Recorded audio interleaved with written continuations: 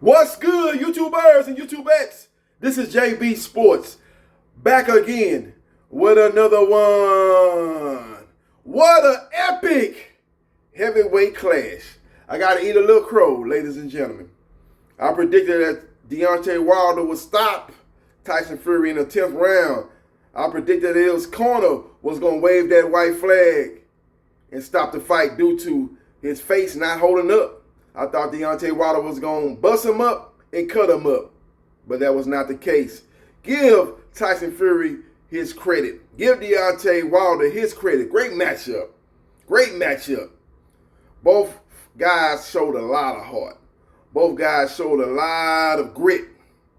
It just came down to that Tyson Fury just a better overall fighter than Deontay Wilder. That's just the bottom line.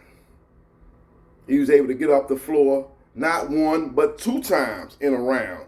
He was able to come back and he's able to walk down Deontay Wilder. He was able to put Deontay Wilder on his back foot. He was able to catch Deontay Wilder with overhand right. He was able to lean on Deontay Wilder just like Vladimir Klitschko did when he was reigning supreme in the heavyweight division and basically take Deontay Wilder's legs away. Beautiful game playing by Tyson Fury. Tyson Fury's got one of the highest boxing IQs in the sport of boxing. When I talk about the smartest boxers in boxing today, you're going to talk about Terrence Bud Crawford. You're going to talk about Gervonta Tank Davis. You're going to talk about Saul Canelo Alvarez. You put Tyson, the Gypsy King Fury. There's only one Tyson Fury. You got to put him right there in the mix with those guys, man. This guy's just a smart fighter, man.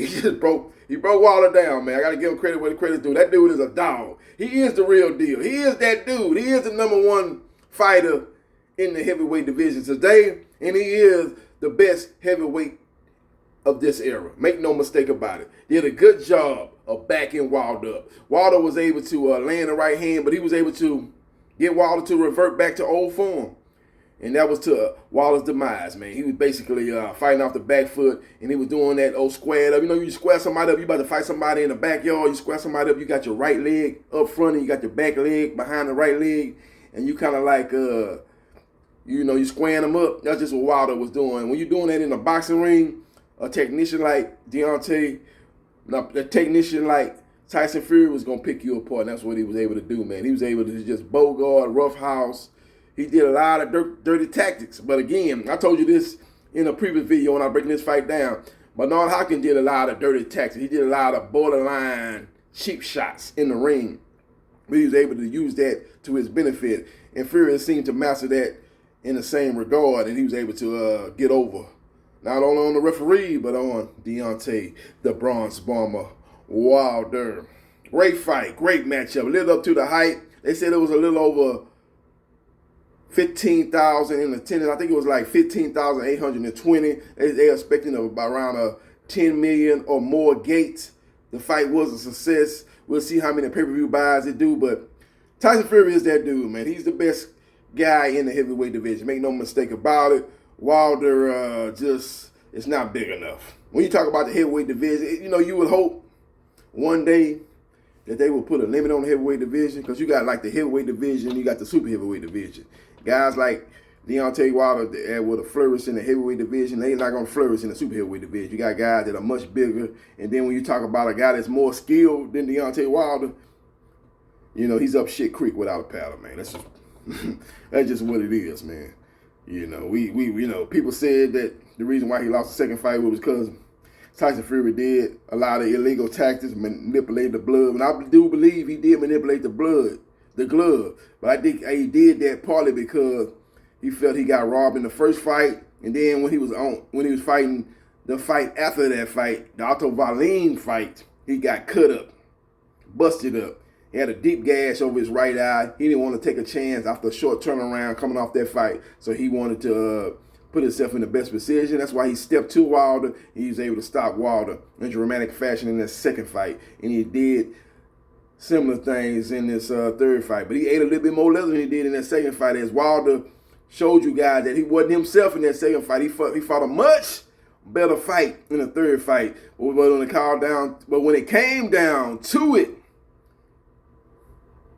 he came up shorter than a midget on his knees. He just can't match up with Tyson Fury. Tyson Fury has his number, kind of like Ken Norton had Muhammad Ali number. Kind of like Antonio Tarver had Roy Jones Jr. number. The same case, the same situation. But give shout out to both guys. Both guys put on an epic performance. My rankings don't change after the fight. I look at Tyson Fury as the number 1 heavyweight in the division. I look at Wilder as the number 2 heavyweight in the division. And I look at Alexander Usyk as the number 3 in the heavyweight division. And I got Anthony Joshua as the number 4 in the heavyweight division. Now, if you want to put Usyk ahead of Wilder, I have no qualms with that, as he do hold 3 of the 4 major belts. But just based on who Usyk has fought in the heavyweight division, he fought Chaz Witherspoon, who never held a belt. And he fought Derek Chisora, who never held a belt. You look at Wilder, what he done, 11 successful defenses. He lost to the Ring Magazine heavyweight champion, so I rate him slightly ahead of Alexander Usyk. So we will see what happens, and we will see what transpires, but it was just a great fight. But I kind of knew Wilder was in trouble probably around about round 7 when Fury was doing what Fury would do. He was leaning on him, and he was basically backing Wilder up. Wilder was fighting off the back foot, and I knew that was going to be ultimately Deontay Wilder's demise. Man, he needed to step to Fury, but he was hurt, and he was tired. The weight advantage that Fury was putting on him was pretty much took away his legs, and he was just basically in survival mode. He was just looking for the one-hitter quitter, and Fury was just too smart-footed. I thought Wilder did not do a good job of using his left hand. He had a check left hook, he had an overhand left hand, but he did not use that at all. As Fury pretty much took away his right hand, he didn't have to worry about the left hand. And that was the problem. Not only in this fight, but in the second fight, in the first fight. That's ultimately why Fury has shown his dominance over Deontay, the Bronze Bomber Wilder. Malik Scott was imploring to him in between rounds, say, hey, man, you got to use your jab, you got to use your footwork, you got to use your head movement, you got to use what we worked on in the training camp. But you can't, the old saying is, a leopard can't change the spots, and that's just what the case was with Deontay Wilder. When he got hit, when he got in trouble, when he faced adversity, he reverted back to his old form, and that was to his demise. You're not going to beat Fury with just one shot. Fury is just too smart and too crafty for you to knock him out with one shot. He should have tried to catch him with the left hand. He did not use his left hand at all in this fight.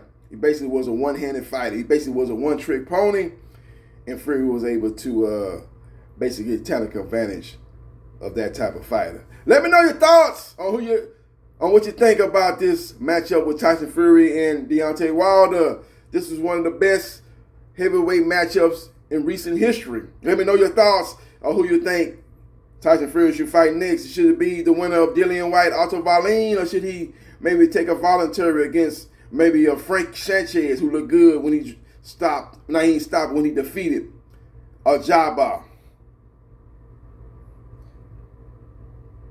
Or maybe he should fight a Helenius, who looked good as he stopped Adam Kanaki. He got a lot of fighters out there that Tyson Fury can fight, but the biggest fight out there is the fight with Alexander Usyk. That fight would be for undisputed, but Usyk got business to take care of in a rematch clause with former unified heavyweight champion Anthony Joshua. In the meantime, Joshua will be looking for a dance partner to take on in the first quarter of 2022. We will see what happens, and we'll see what transpires. Subscribe to JB Sports, the man, the myth, the legend.